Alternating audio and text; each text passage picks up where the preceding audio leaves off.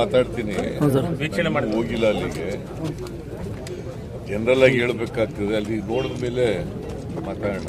ಬೇರೆ ಏನಾದ್ರು ಇದ್ರೆ ಕೇಳಿ ಸರ್. ಆದ್ರೂ ತುಂಗಭದ್ರಾ ಜಲಾಶಯ ಬಗ್ಗೆ ನಿರ್ಲಕ್ಷ್ಯ ವಹಿಸ್ತಾ ಇದೆ ಸರ್ಕಾರ ಅಂತ ಆರೋಪ ಮಾಡ್ತಾರೆ ರೈತರು. KRS ಸದಸ್ಯತೆಗೆ ಹೋಗ್ತಿದ್ರು 3 ದಿನ ಆದ್ರೂ ಇಷ್ಟು ಎಲ್ಲ ಜನರು ಸಹ ಆರೋಪ ಮಾಡ್ತಾರೆ.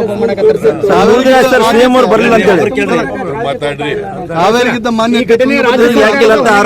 ಆಗಿದೆ ಅಂತ ಹೇಳ್ತಾ ಇದ್ದಾರೆ ಸರ್. ರಾಜ್ಯ ಸರ್ಕಾರದ ಹೊಣೆಗಾರಿಕೆಯಿಂದ ಈ ದುರ್ಘಟನೆ ಆಗಿದೆ ಅಂತ ಹೇಳ್ತಾ ಇದ್ದಾರೆ. ನಿಮಗೆ ಬೋರ್ಡ್ ಇದೆ ಅಂತ ಗೊತ್ತಾ? ಅವ್ರೇನ್ ಹೇಳ್ತಾರೆ ಸರ್?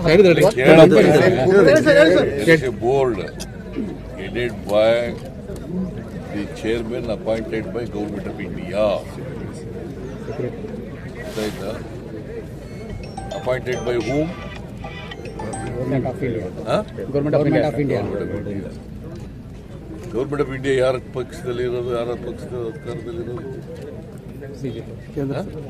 ಮತ್ತೆ ಅವ್ರ ಮೇಲೆ ಮಾಡಬೇಕಾಗಿರೋದು ಆರೋಪನ.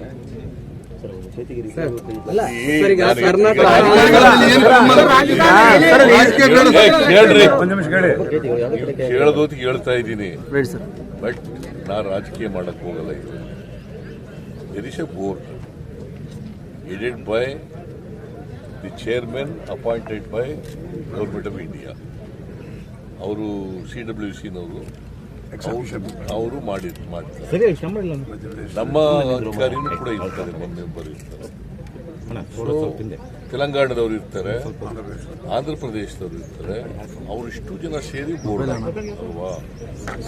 ಶಿವಕುಮಾರ್ ಹೇಳಿದ್ದಾರೆ ಎಲ್ಲ ಡ್ಯಾಮ್ಗಳು, ಇದು ಹಳೆ ಡ್ಯಾಮ್ 53ನೇ ಇಸ್ವಿನಲ್ಲಿ ಕಂಪ್ಲೀಟ್ ಆದ್ದು. ಇದು 48ನೇ ಇಸ್ವಿನಲ್ಲಿ ಶುರುವಾಗಿ 53ನೇ ಇಸ್ವಿನಲ್ಲಿ ಕಂಪ್ಲೀಟ್ ಆದದ್ದು. ಅವತ್ತಿನಿಂದ ಏನೂ ಆಗಿರಲಿಲ್ಲ, ತೊಂದರೆ ಆಗಿರಲಿಲ್ಲ. ಇವತ್ತು ತೊಂದರೆ ಆಗಿದೆ. 19 ಆಗಿತ್ತು, ಚೈನ್ ಕಟ್ಟಾಗಿತ್ತು. ಹಿಂಗೆ ಈ ತರ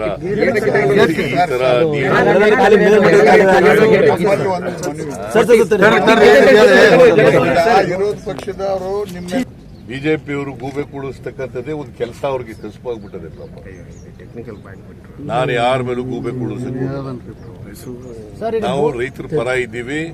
ರೈತರು ತೊಂದರೆ ಆಗದ ರೀತಿ ನೋಡ್ಕೊಳ್ತಕ್ಕಂಥ ಪ್ರಯತ್ನವನ್ನ ಮಾಡ್ತೀವಿ. ಕ್ಷಣ ಕ್ಷಣದ ಸುದ್ದಿಗಳಿಗಾಗಿ ಫ್ರೀಡಂ ಟಿವಿ ಸಬ್ಸ್ಕ್ರೈಬ್ ಮಾಡಿ, ಲೈಕ್ ಮಾಡಿ ಹಾಗೂ ಫಾಲೋ ಮಾಡಿ. ಹೊಸ ಸುದ್ದಿಗಳ ನೋಟಿಫಿಕೇಶನ್ಗಾಗಿ ಬೆಲ್ ಐಕಾನ್ ಮೇಲೆ ಕ್ಲಿಕ್ ಮಾಡಿ.